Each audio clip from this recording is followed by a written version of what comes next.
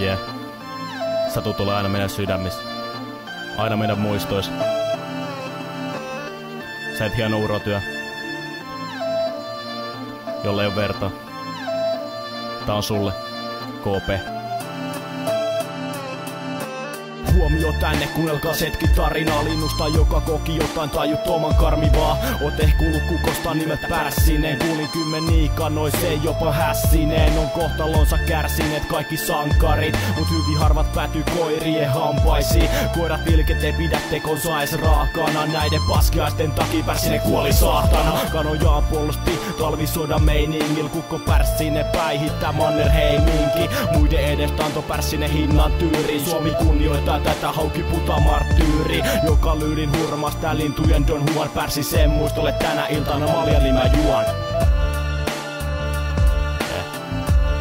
Hienoimpia kukkoja maailmassa. Ei vaan löydy vertaa. Miks meistä aina ne hyvät lähtee ensimmäisenä? En tiedä. Yeah.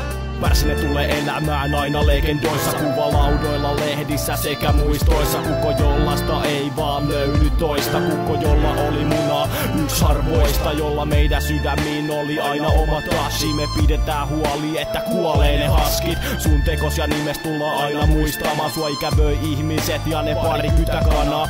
Rip in pieces, sä rakas KP. Voin sanoa, että sä et turhaan mennyt kuolee. Voidaan täällä kaikki sun takia elää rauhassa, vaikka sä Suomen suurin sankari lepät haudassa.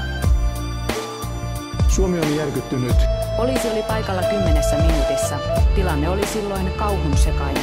Ihmiset syöksyivät ikkunoiden läpi turvaan. Nuoret ovat hakeneet tukea myös toisistaan. Nuoret ovat tapahtuneesta avoimen surullisia ja järkyttyneitä.